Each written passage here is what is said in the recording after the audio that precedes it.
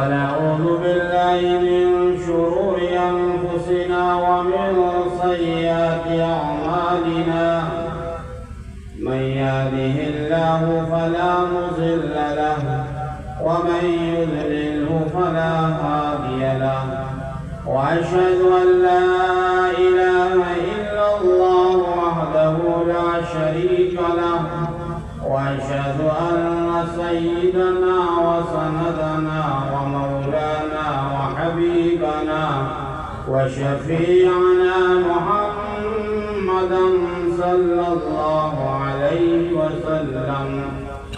أما بعد فأعوذ بالله من الشيطان الرجيم. بسم الله الرحمن الرحيم.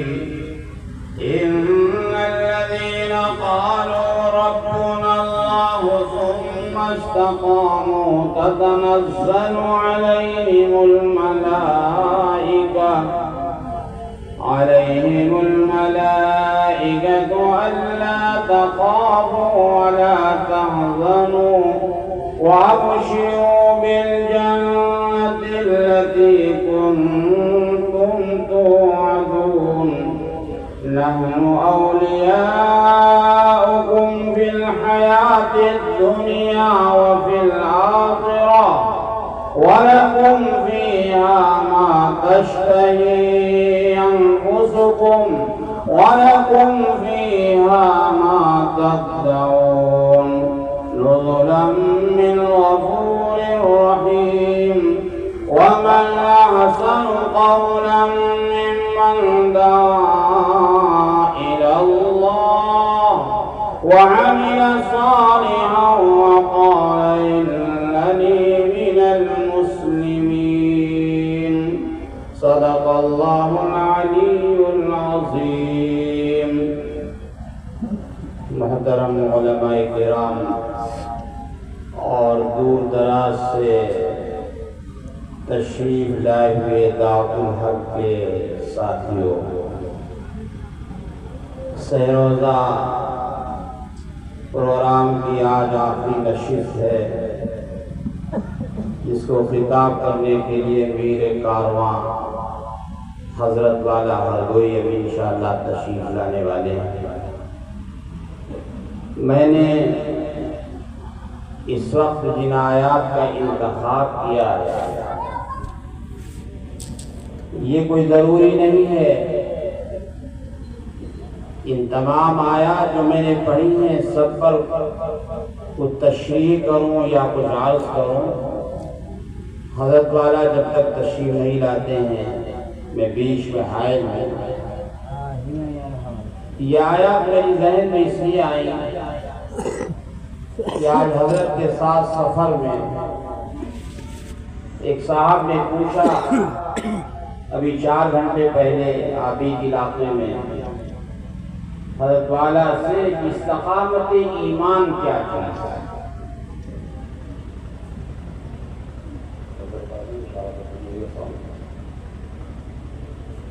استقامت ایمان کیا چیز ہے؟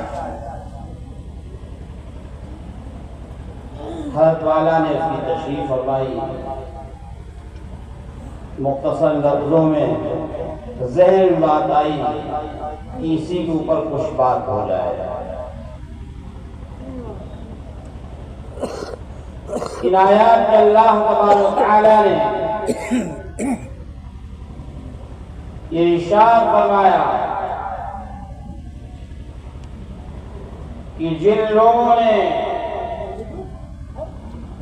جن ایمان والوں نے اس بات کا اقرار کیا کہ میرا رب اللہ ہے یا اللہ ہی میرا رب ہے، اللہ کے علاوہ کوئی پالنہار نہیں، کوئی پالنے والا نہیں، ثم استقاموا، پھر اسی پر جمے رہے، استقامت۔ حضرت نے فرمایا کہ استقامت ایمان اسی وقت حاصل ہوگی جب ہماری زندگی کے اندر اعمال صالحہ آئیں گے. ایمان لے آئے, اللہ تعالیٰ کی ربوبیت کا ہم نے اعلان کر دیا, لیکن نماز نہیں, روزہ نہیں, زکوٰۃ نہیں, حج نہیں, قربانی نہیں, تو فرمایا حضرت یہ استقامت ایمان نہیں ہے. اعمال صالحہ پر عمل کرنا یہ استقامت ایمان کی علامت ہے اور نشانی ہے, پہچان. اور حضرت نے فرمایا, شاہ عبدالعزیز محدث دہلوی نور اللہ مرقدہ کا قول نقل فرمایا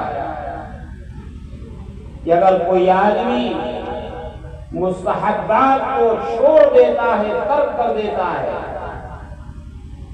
تو اس کا خمیازہ یہ بھگتنا پڑتا ہے کہ اس کی زندگی سے سنتیں بھی نکل جاتی ہیں, سنتوں میں کوتاہی ہوتی ہے. اور جب سنتیں نکلتی ہیں پھر واجبات بھی نکل جاتی ہیں, اور جب واجبات نکلتی ہیں فرائض کی اہمیت ختم ہو جاتی ہے, اور جب فرائض ختم ہو گئے پھر استقامت ایمان کہاں باقی ہے؟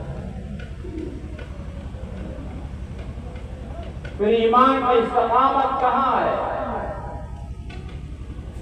ہمیں تو یہ ایمان گھر کے اندر مل گیا, مسلمانوں کے گھر میں پیدا ہوئے.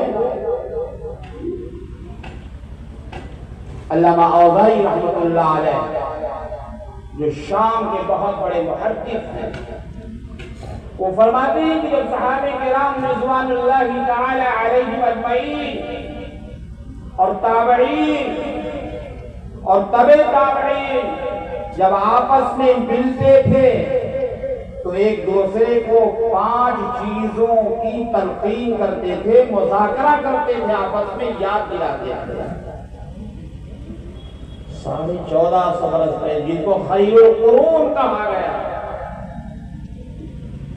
زمانوں میں سب سے بہتر امام الانبیاء محمد رسول اللہ صلی اللہ علیہ وسلم کا زمانہ, پھر صحابہ کا زمانہ, پھر تابعین کا زمانہ.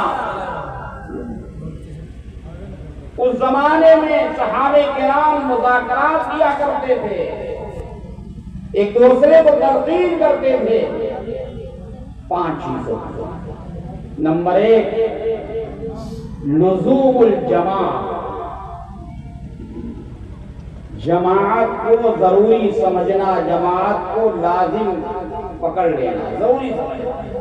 جماعت سے مراد جماعت کی نماز نہیں ہے. اللہ کے نبی محمد رسول اللہ صلی اللہ علیہ وسلم نے ارشاد فرمایا, لا تجتمع امتی علی الضلالہ, میری امت کبھی, پوری کی پوری امت ضلالت اور گمراہی پر جمع ہو جائے, یہ صبح قیامت تک نہیں ہو سکتا. میری امت کا ایک بڑا طبقہ ہے, ایک بڑا گروہ حق پر قائم رہے گا اور حق کی دعوت دیتا رہے گا, اور ہم عزم و استقلال کے ساتھ اس بات کا اعلان کرتے ہیں الحمدللہ. اور جماعتوں میں ہماری یہ جماعت جو دعوت الحق ہے اس کی روش بدل ہے. لزوم الجماع, جماعت کدھر جا رہی ہے, اکابرین کدھر جا رہے ہیں, علماء کی اکثریت کدھر جا رہی ہے, ہم اسی طریقے کو اختیار کریں گے جہاں سنتوں کا چلن ہے, جہاں مستحبات کا چلن ہے, جہاں ایک ایک سنت کو زندہ کرنے کے لیے آدمی دور و دراز سے آ رہا ہے, کوئی بستی سے آ رہا ہے, کوئی فیض آباد سے آ رہا ہے, کوئی ہرگوئی سے آ رہا ہے, کوئی گوڈا سے آ رہا ہے, کوئی بارہ بنکی سے آ رہا ہے. آنے کا مقصد صرف یہ ہے امام الانبیاء محمد رسول اللہ صلی اللہ علیہ وسلم کی ایک ایک سنت جو ہے وہ ہمارے معاشرے کے اندر آ جائے, جو سنتوں سے یہ امت کٹ چکی ہے, اور پھر اس معاشرے کے اندر جو ہے اس سنتوں کا چلن ہے. وہ جماعت ہے، لزوم الجماعت۔ اور دوسری بات فرمایا کرتے تھے، تلقین کیا کرتے تھے، اتباع السنہ، سنت کی اتباع کرنا۔ ابھی مولانا راشد علی صاحب اور قاری عمران علی صاحب یہی تو بیان فرما رہے ہیں۔ مولانا راشد صاحب نے جمعے میں بہت ہی جامع مختصر دعوت الحق کا پیغام، مقصد یہ ہے اتباع سنت اور اجتناب منکرات۔ دعوت الحق کی روح اور دعوت الحق کا خلاصہ اور دعوت الحق کا خمیر، دعوت الحق کا نچوڑ اتباع سنت، سنتوں کی اتباع ہو اور اجتناب معصیت اور منکرات، گناہوں سے اپنے آپ کو بچانا، صرف اپنے کو ہی بچانا۔ یا ایھا الذین آمنوا قوا انفسکم واہلیکم نارا، ہماری آپ سب کی ذمہ داری ہے اپنی پوری سوسائٹی، معاشرے کو، اپنے گھر کو، اپنے خاندان کو، اپنے پڑوسیوں کو گناہوں سے بچانا۔ اتباع سنت اور اجتناب منکرات، یہ دعوت الحق کا پیغام اور خلاصہ ہے۔ اور اسی پیغام کو یہاں سے لے کر جائیں تو دوسری چیز کیا ہے؟ اتباع سنت، سنت کی اتباع۔ ہماری نماز،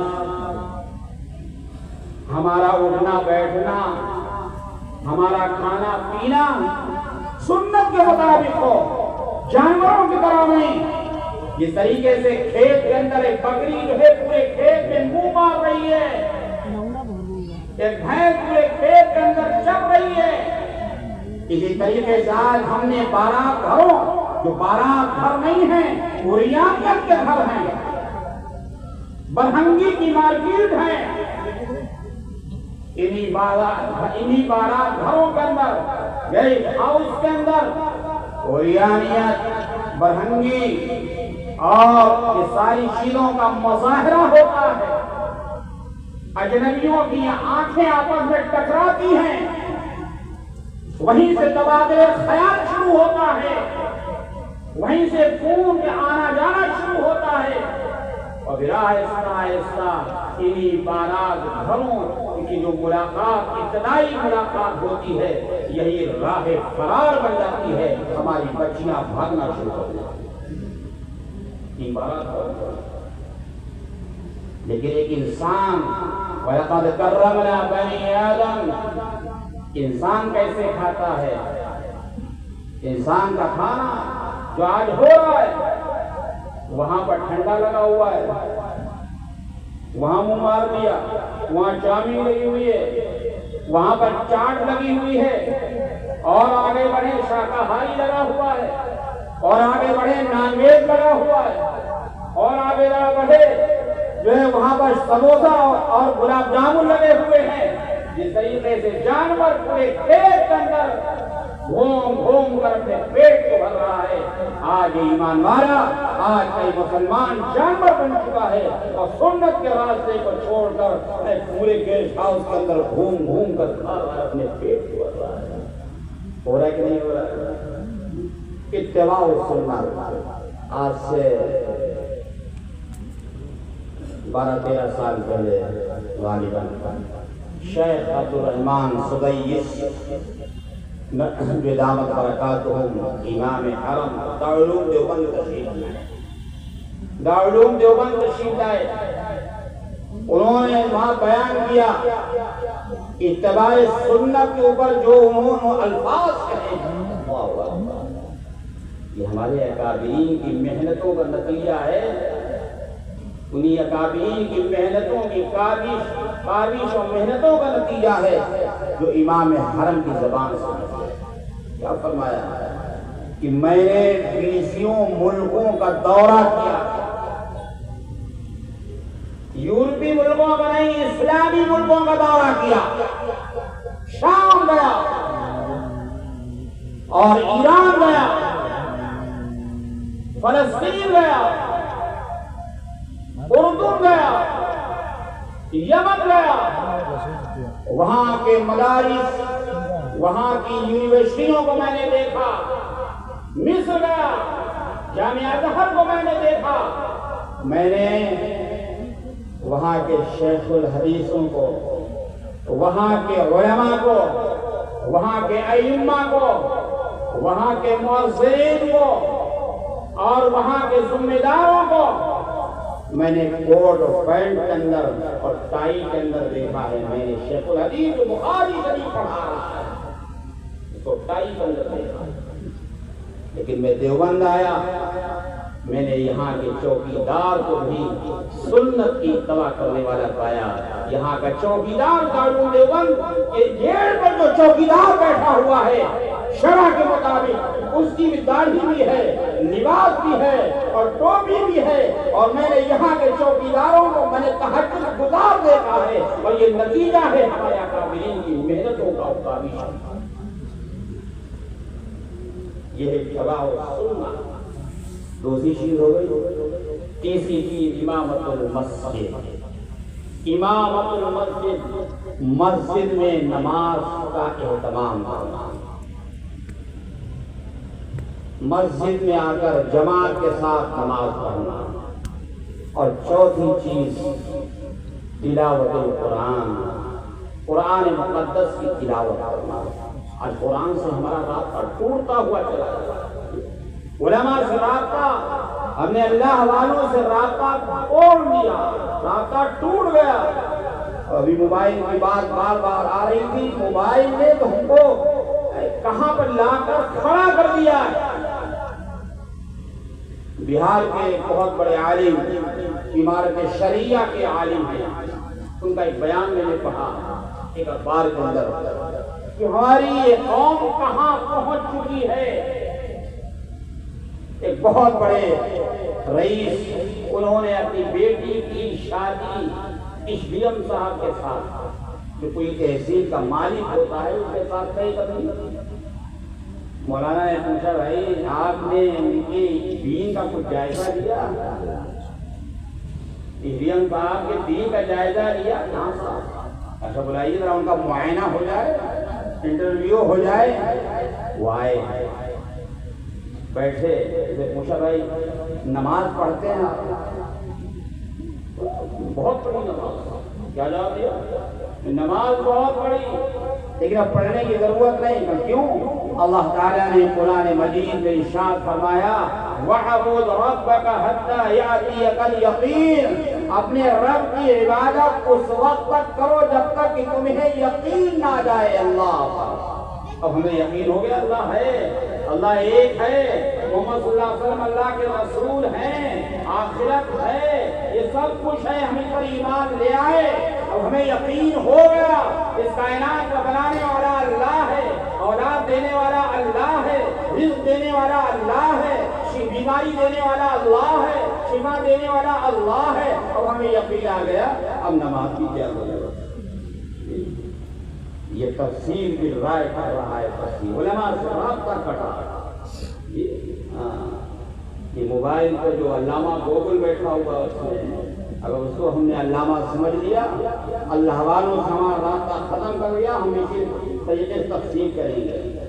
یقین سے مراد یہاں یہ اردو والا یقین نہیں ہے، یہاں یقین سے مراد عربی والا یقین ہے، یعنی یقین سے مراد ہے موت۔ کسی کو قرآن میں فرمایا گیا، یا ایھا الذین آمنوا اتقوا اللہ حق تقاتہ ولا تموتن الا وانتم مسلمون۔ جب تک موت نہ جائے اسلام پر قائم رہنا ہے، ایمان پر قائم رہنا ہے، تمہارا وجود آخری سانسیں جو ہے تمہاری نکلنی چاہیے اسلام پر ایمان کا۔ یہ قرآن کو مارا تو یقین سے مراد یقین دے رہے ہیں۔ اچھا بھی روزہ رکھتے ہو؟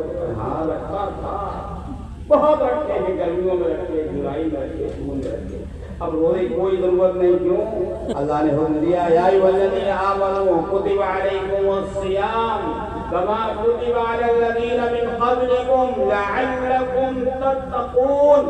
اللہ تعالیٰ فرماتا ہے، ایمان والوں تمہارے اوپر روزے فرض کیے گئے جیسا کہ پہلے لوگوں پر فرض کیے گئے تھے۔ کیوں؟ تاکہ تمہارے اندر تقوی آ جائے۔ اب میرے اندر روزہ رکھتے رکھتے تقوی آ چکا ہے، اب روزہ رکھنے کی کوئی ضرورت۔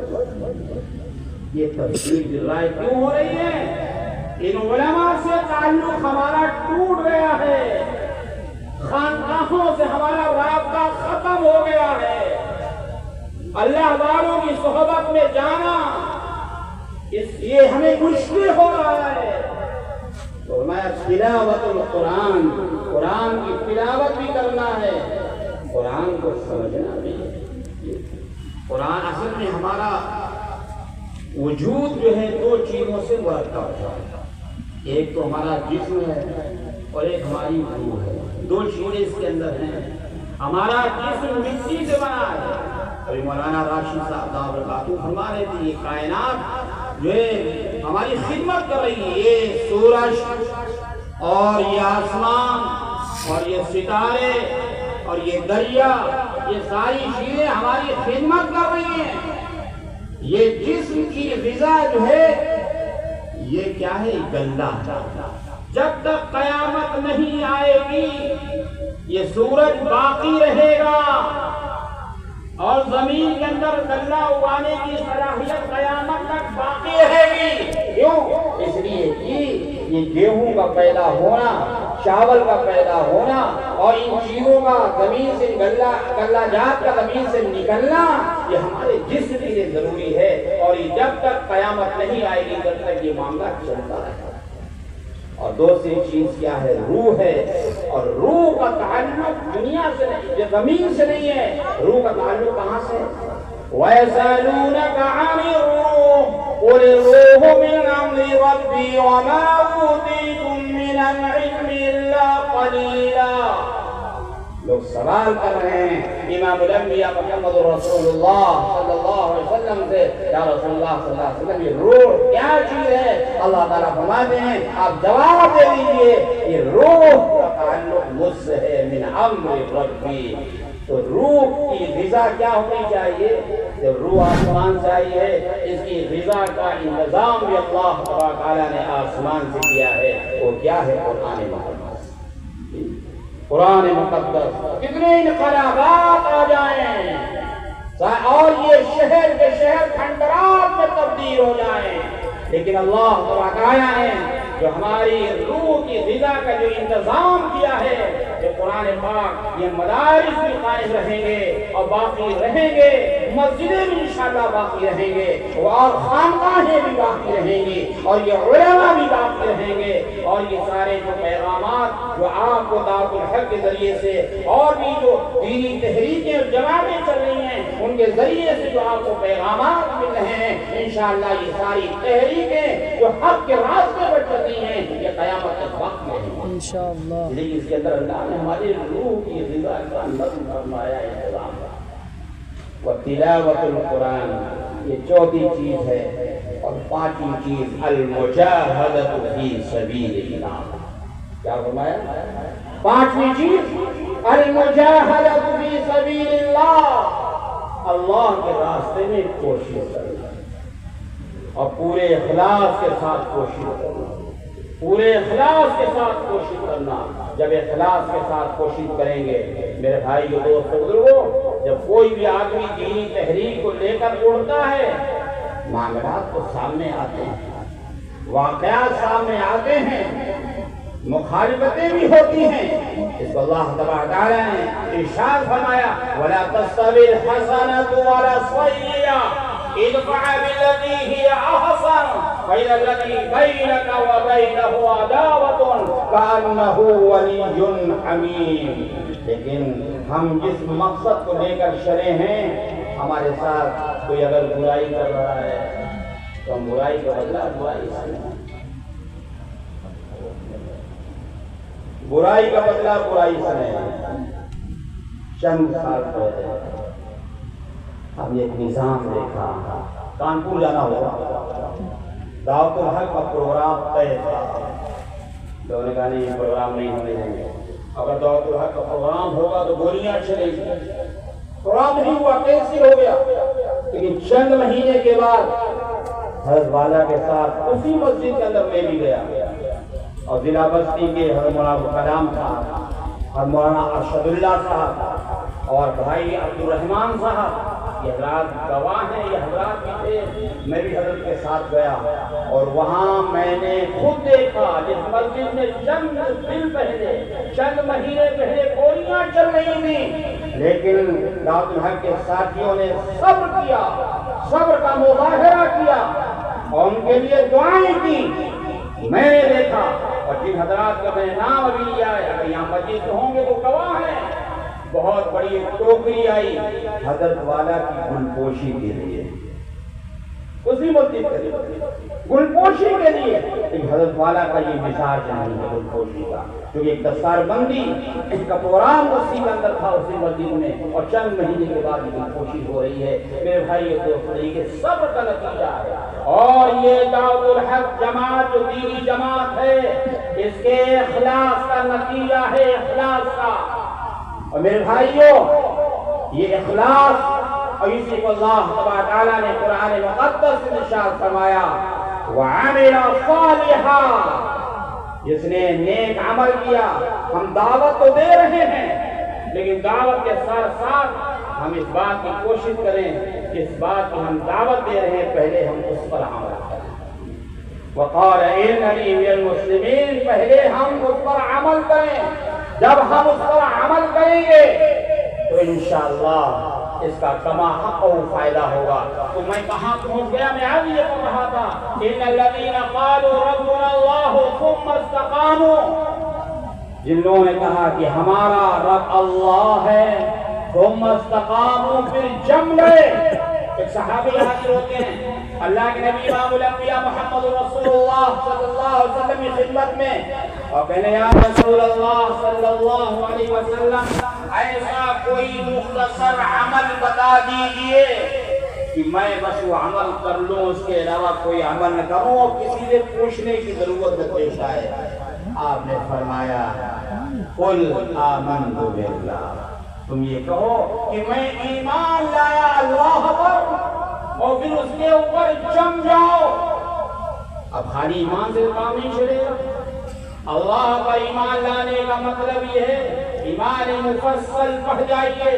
اللہ پر ایمان لایا، اللہ کے رسولوں پر ایمان لایا، اللہ کی کتابوں پر ایمان لایا، اور آخرت پر ایمان لایا، اللہ کے فرشتوں پر ایمان لایا، اللہ کی قدرت پر ایمان لایا، اللہ کی طاقت پر ایمان لایا، ہر چیز پر ایمان لانا ہے۔ اور اس کے بعد امام الانبیاء محمد رسول اللہ صلی اللہ علیہ وسلم کی نبوت پر ایمان لانا، اور آپ کی ختم نبوت پر بھی ایمان لانا، اور یہ سمجھنا کہ حضرت موسیٰ علیہ السلام کتاب لے کر آئے، شریعت لے کر آئے، ہمارا ایمان ہے تورات پر۔ حدیث علیہ السلام انجیل لے کر آئے، ہمارا ایمان ہے اس کے اوپر۔ داؤد علیہ السلام زبور لے کر آئے، ہمارا ایمان ہے زبور پر۔ اور لیکن ہم ان کتابوں پر ایمان تو لاتے ہیں، لیکن عمل نہیں کریں گے۔ عمل صرف قرآن مقدس پر ہوگا۔ اللہ کے نبی صلی اللہ علیہ وسلم کے بعد ساری شریعتیں منسوخ ہو چکی ہیں، ساری کتابیں منسوخ ہو چکی ہیں۔ اب اگر کوئی شریعت باقی ہے صبح قیامت تک، اگر کوئی کتاب باقی ہے تو قرآن مقدس ہے، وہ امام الانبیاء محمد الرسول اللہ صلی اللہ علیہ وسلم کی شریعت ہے۔ اب ساری شریعتیں، ساری کتابیں آ کر مدغم ہو گئی ہیں، شامل ہو گئی ہیں امام الانبیاء محمد الرسول اللہ صلی اللہ علیہ وسلم کی شریعت کے اندر۔ اب اس کے بعد کوئی شریعت نہیں، اس کے بعد کوئی قانون نہیں، اب اس کے بعد کوئی کتاب نہیں، تو امام الانبیاء محمد رسول اللہ صلی اللہ علیہ وسلم کا قانون ساری دنیا کے اندر چلے گا، اور آپ کی شریعت۔ یا آمنت باللہ، آخرت پر ایمان لانا، جو کچھ بھی ہم کر رہے ہیں اس سب چیزوں کا حساب ہونا ہے۔ میرے بھائیو دوستو، یہ ہے استقامت۔ صحابہ کرام رضوان اللہ تعالی علیہم اجمعین کے حالات ہمارے آپ کے سامنے، اور خالی اس سے کام نہیں چلے گا کہ ہم تو جو ہے جمے ہوئے دین پر، ہماری اولادوں کا کیا حال ہے؟ نہیں، اولاد کی بھی فکر کرنا ہے، اپنے معاشرے کی ہمیں فکر کرنا ہے، اپنی سوسائٹی کی ہمیں فکر کرنا ہے بھائیو دوستو بزرگو۔ آج ہمارے نوجوان کہاں جا رہے ہیں، ہماری بچیاں کہاں جا رہی ہیں، عریانیت ہمارے گھروں کے اندر آ چکی ہے۔ عریانیت آج ایسا ایک عظیم فتنہ ہے جس نے ہمارے نوجوانوں کے جذبات کو ابھار کر ایک غلط راستے پر لا کر ڈال دیا۔ اخلاق کی تباہی ہو گئی ہے، اخلاق تباہ ہو چکے ہیں، شرم و حیا کا جنازہ ہمارے معاشرے سے نکل چکا ہے۔ وہ شرم و حیا جس کے متعلق امام الانبیاء محمد رسول اللہ صلی اللہ علیہ وسلم نے ارشاد فرمایا، الحیاء شعبۃ من الایمان، حیا اور شرم ایمان کا ایک بہت بڑا حصہ ہے، بہت بڑا حصہ ہے۔ آج یہ شرم و حیا ہمارے گھر سے نکل چکی ہے۔ اللہ تعالیٰ نے قرآن مجید کے اندر پردے کے سلسلے میں ارشاد فرمایا، قُلْ لِلْمُؤْمِنِينَ يَغُضُّوا مِنْ أَبْصَارِهِمْ وَيَحْفَظُوا فُرُوجَهُمْ۔ آج چھوٹی چھوٹی ہماری بچیاں بھی ہیں، چھوٹی کیا 10 سال 11 سال 12 سال کیوں نہیں، ہماری بچیوں کی آج اسکولوں میں ڈانس کر رہی ہیں 15 اگست، اور ہماری حیا اور شرم جو ہے بالکل ختم ہو چکی ہے۔ میں خود اپنے ایک واقعہ کرتا ہوں۔ 1984 میں امام العارفین حضرت مولانا قاری سید صدیق احمد صاحب مادوی نور اللہ مقدہ اور حضرت مولانا نوازی شریف صاحب فیض آبادی رحمۃ اللہ علیہ اور حضرت مولانا مبین الحق صاحب قاسمی جمعہ اسامہ صاحب رحمۃ اللہ علیہ کے والد تھے رحمۃ اللہ علیہ، ان کے ساتھ ایک جلسے میں خادم کی حیثیت سے تھا اور حضرت کے ساتھ جانا ہوا۔ 1983-84 میں موبائل کا زمانہ نہیں تھا، آدمی جو تاریخ لینے کے لیے جلسوں کی خود سفر کرتا تھا، جایا کرتا تھا۔ حضرت کے ساتھ میں بھی تھا، کانپور سے ملاواں ایک جگہ ہے ضلع ہردوئی میں، قصبہ ملاواں، وہاں آنا تھا۔ رات کے 10 بجے ہم لوگ آخری بس سے وہاں پہنچے اور پہنچنے کے بعد جب مدرسہ بالکل قریب آ گیا تو نعت شریف بچیاں پڑھ رہی تھی، ان کی آواز، بچی کی آواز آ رہی تھی، مائی کے اوپر بچی ہے اور وہ نعت شریف پڑھ رہی تھی۔